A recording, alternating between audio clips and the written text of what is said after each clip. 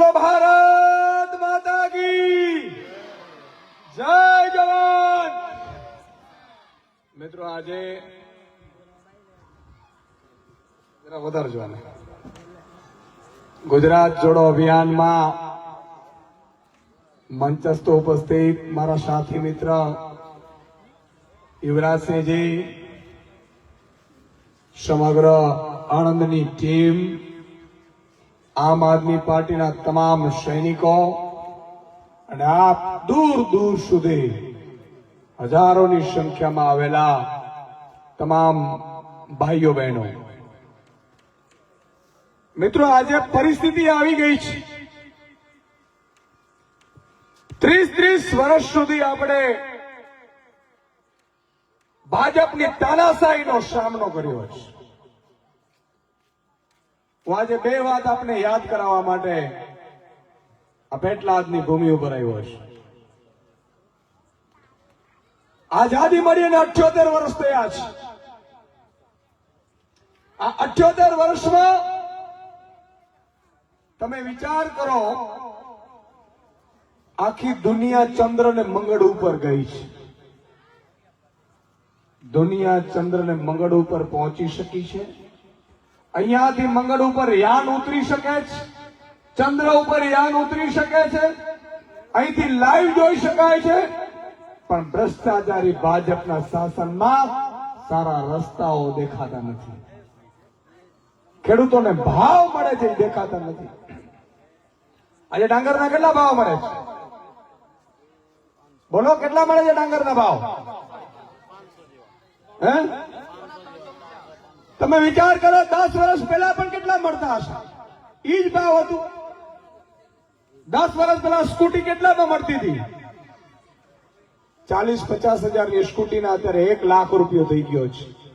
Motorcycle 10 વર્ષ પહેલા ભાઈ શ્રી નરેન્દ્રભાઈ કહેતા હતા કે ભાઈઓ બહેનો, તમારે ચિંતા કરવાની જરૂર નથી, તમારો ભાઈ આવી ગયો। અમારો ભાઈ છે ઉદ્યોગપતિ નો, હવે ખબર પડી। મોટરસાયકલના 40-45 હજારમાં મોટરસાયકલ આવતી હતી, અત્યારે કેટલામાં આવે છે? 1 લાખ રૂપિયામાં। મિત્રો 75 વર્ષ, આમ તો 67 વર્ષ થયા, તમામ સરકારોએ પેટ્રોલ ડીઝલના ભાવ વધારતા ગયા ને તોય 62 રૂપિયે પહોંચી શક્યું તો 67 વર્ષમાં। આ ભાઈ શ્રી નરેન્દ્રભાઈ વિશ્વગુરુ બનવા નીકળ્યા અને આપણી ગોળ ખોદાઈ ગઈ। તમે વિચાર કરો, અત્યારે પેટ્રોલ ડીઝલનો ભાવ આઝાદીના આટલા વર્ષો થયા, 78 વર્ષ થયા, એમાં 68 વર્ષમાં 62 રૂપિયા વધ્યા અને આ 10 વર્ષની અંદર 32 રૂપિયા ભાવ વધારી દીધો। તોય મને ખબર નથી, ભાજપના બિચારા નેતાઓ તાળીઓ પાડે, પછી એને માસ્ટર સ્ટ્રોક ગણાવે। આ માસ્ટર સ્ટ્રોક હમણાં જીએસટીમાં, સાહેબ આશ્ચર્યની વાત છે કે ભારતના 64% વસ્તી જે ગરીબ અને મધ્યમ વર્ગ છે, એને છેલ્લા આ 8-9 વર્ષમાં જીએસટીમાં 80 લાખ કરોડ રૂપિયો નરેન્દ્ર મોદીના ખિસ્સામાં નાખ્યો છે। અને ઉદ્યોગપતિ અમીર લોકો માત્ર 4 લાખ કરોડ।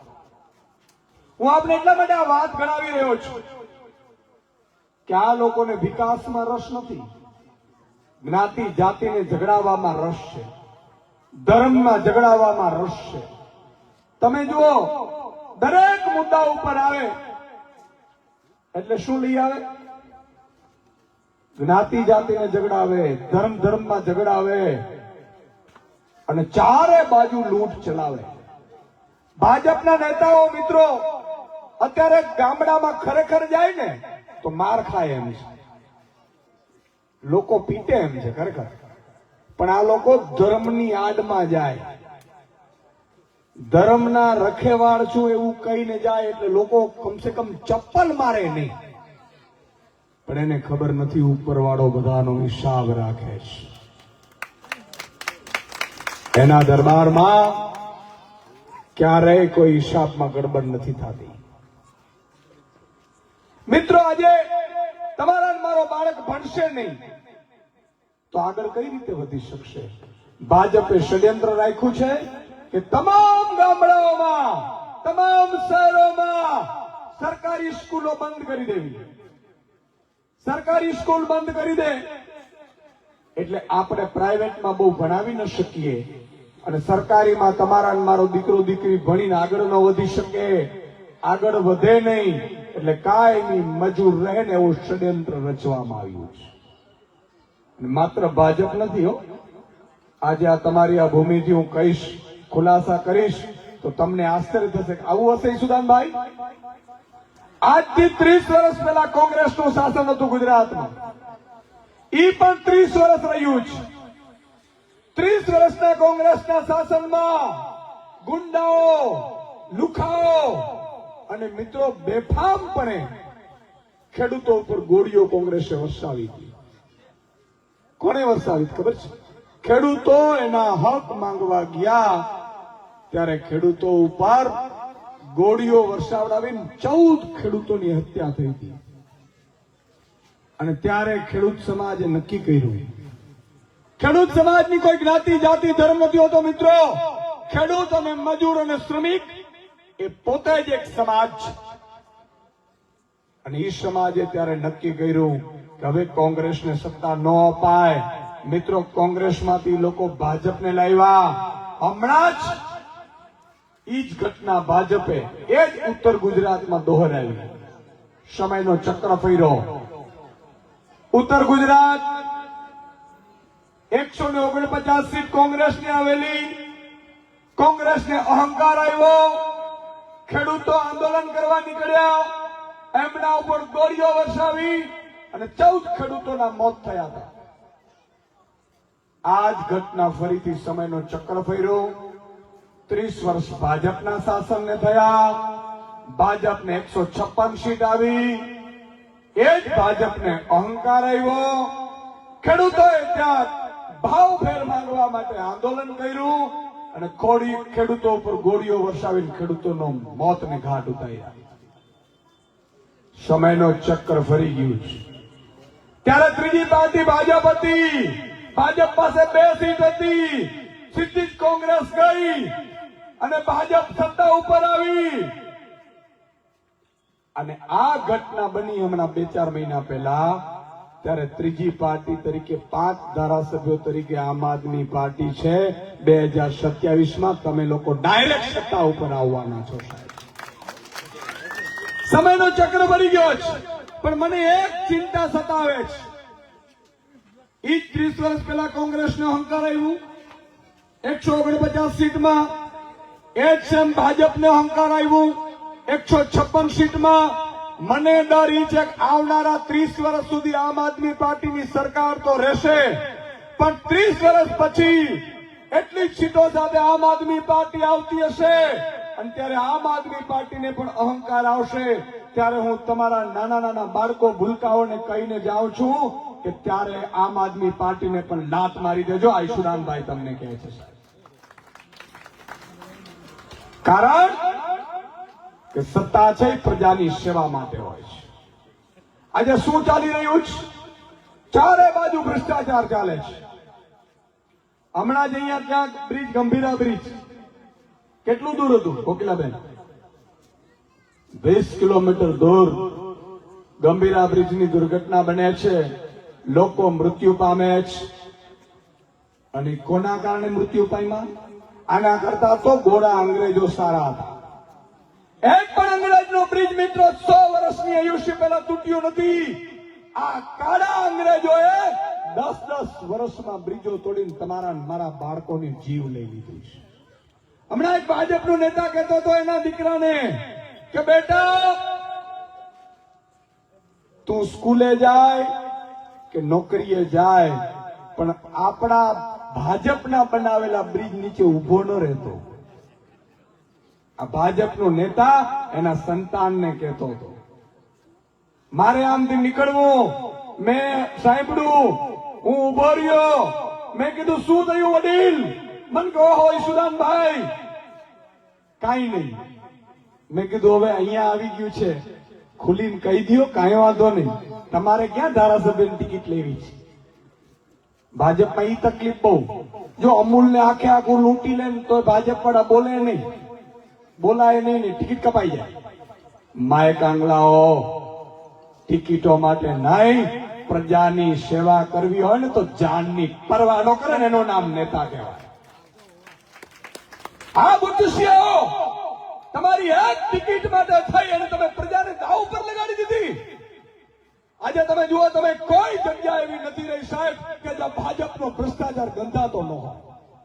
ચારે બાજુ અને અધિકારીઓ જાણે બાપ બનીને બેઠા છે. મામલતદાર ને, કલેક્ટર ને, અધિકારીઓ, પોલીસ ને રક્ષા કરવા માટે આવ્યા છે, તમને મને લૂંટવા આવ્યા છે, જ ખબર નથી પડતી. આ વાત સાચી બોલું છું કે નથી? પણ મિત્રો, 2 વર્ષની વાર છે, ચિંતા કરવાની જરૂર નથી. 2 વર્ષ પછી આમ આદમી પાર્ટીની સરકાર આવશે અને હું આપને ખાતરી આપું છું કે કલેક્ટર ઓફિસમાં મારો આ ગામનો માણસ, એક ગરીબ ખેડૂત રજૂઆત કરવા ગયો હોય અને જેમ મુખ્યમંત્રીને કલેક્ટર ઉભો થઈને સાહેબ કે ને એમ તમને નો કે તો ઈશુદાન ગઢવી રાજનીતિમાં હતો નહોતો. આ બધા નોકર છે અને હું રાજનીતિમાં એટલા માટે આવ્યો છું તમને જગાડવા માટે કે આ નોકર છે, તમે માલિક છો. તમારે સેલ્યુટ મારવાની જરૂર નથી. સત્તા પરિવર્તન કરો, બુચસિયાને હટાવો, સેલ્યુટ ઈ તમને મારશે. મારે કોઈ વધારે રાજનીતિ કરવી નથી. હું ખાતરી આપીને જાઉં છું, તમારા વિડીયો ચાલે છે. જે દિવસે વ્યવસ્થા પરિવર્તન થઈ જશે, મારે કેટલાક નિયમો બદલાવા છે, થઈ જશે. પછી સુદાનભાઈને નથી કરવું. આપણે કોઈ 75 વર્ષે રાજનીતિમાં હજી એક મોકો આપો, અરે ભૂંડો લાગે. 60 વર્ષે સરકાર રિટાયર કરી દે છે, સાચું કે નહીં? 58 વર્ષે 58 વર્ષે કાયદો છે કે અધિકારી રિટાયર થઈ જાય. અને આ ભાજપના ખબર નહીં કયા લોહીના બનેલા નેતાઓ છે, એટલો બધો ભ્રષ્ટાચાર કરે ને તો પેટ ભરાય જ નહીં મારું. ખાલી ને ખાલી. અને પછી એમ કે હજી એક મોકો લેવો, અને ખાલી હું નીકળ્યો છું. અને મોકો લેવાનો હોય ને તો 5-10 વર્ષનો લેવાનો હોય અને લોકોમાં ખુશીનો માહોલ આવી શકે ને તો રાજનીતિ કરવાની હોય સાહેબ. માય કાંગલી રાજનીતિ નથી કરવી.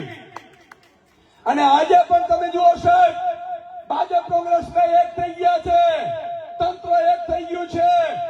અને અમે બધા તમારા આમ આદમી સામાન્ય જનતામાંથી આવેલા લોકોએ એક કફન બાંધીને નીકળ્યા છીએ કે આ પ્રજા માટે લાઠી તો શું, જેલ તો શું, ગોળી ખાવી પડે તો પાછું નથી પડવાનું થતું સાહેબ.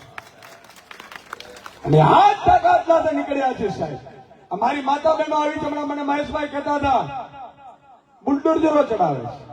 દાદાનો બુલડોઝર, દાદાનો નહીં, ડોનનો બુલડોઝર છે, ડોનનો.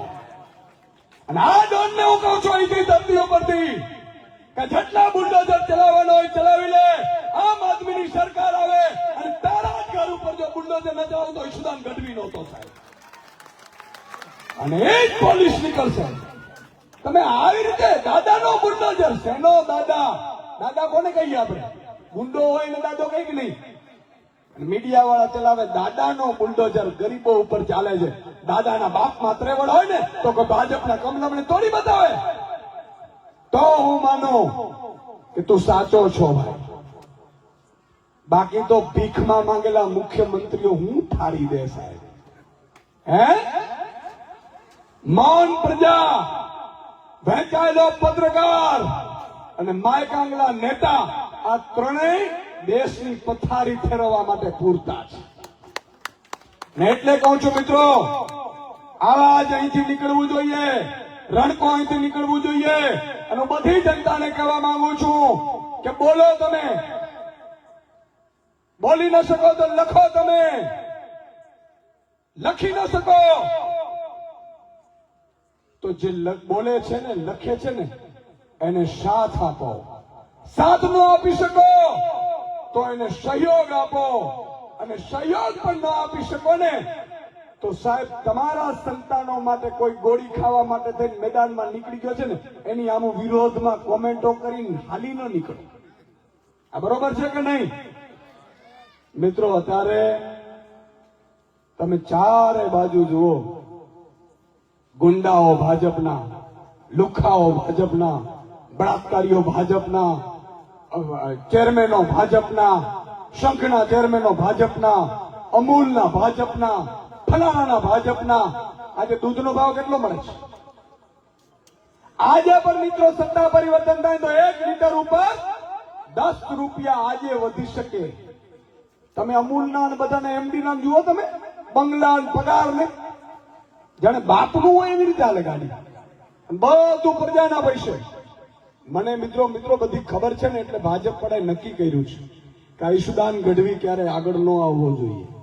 ઈશુદાન ગઢવીને જનતા પ્રેમ ન કરવી જોઈએ. આ ઈશુદાન ગઢવી જો જનતાને જગાડી દેશે અને 1 લાખ જો ઈશુદાનો તૈયાર કરી દેશે ને ગુજરાતમાં, તો પછી સત્તા પરિવર્તન થશે. તો આપણે આ બધું લૂંટી નહીં શકીએ. પણ મિત્રો મારી વિનંતી છે, જેમ હું જાગૃત છું ભણી ગણીને વાંચીને કાયદા વાંચીને, એમ એક યુવાનને કહું છું કે તમે જાગૃત થજો. તમે તમારા ગામનું બજેટ જુઓ, તમે તમારા તાલુકાનું બજેટ જુઓ, તમે તમારા જિલ્લા પંચાયતનું બજેટ જુઓ, તમે ધારાસભ્યનું બજેટ જુઓ, સાંસદનું બજેટ જુઓ અને બધાને પ્રશ્ન પૂછો કે અમારા ગામમાં કેટલી ગ્રાન્ટ વાપરી, કઈ જગ્યાએ ગ્રાન્ટ વાપરી, કેવી રીતે ગ્રાન્ટ વાપરી. અને કદાચ 2-5 લોકો ભાજપના પોલીસને કઈ કહેશે, હું પોલીસના મિત્રોને કહું છું, તમારે ભાજપના નેતા ફોન કરે ને એટલે એમ કહેવાનું સાહેબ એ તો જનતા છે, પૂછ્યા કરે. કોઈએ ઘરો લાડવો ઉપાડવાની જરૂર નથી, નહીં તો હિસાબ 2027માં થાય. તાળી થઈ જાય એકવાર આના ઉપર. ભાજપ પણ એટલા ડરપોક છે, ભાજપ પણ એટલા ડરપોક છે કે કાંઈક આપણે કહીએ ને એટલે પોલીસ નીકળે, પોલીસભાઈ અલા હરમું આવે. પોલીસની મદદ લો છો, તમારામાં તાકાત હોય તો આવો સ્વામી છાતીએ લડી લઈએ સાહેબ. માય કાંગલો બંધારણ આપણું પોલીસને રક્ષણ માટે ઉતાર્યું છે. ભાજપના તો ડમ વગાડે, પણ ઘણા પોલીસના મિત્રો છે મારા, ભાજપના નેતાનો ફોન આવે, પીએસઆઈ એસપીએમ કહી દે છે, સાહેબ એ નહીં થાય. અજાન થઈ જશે.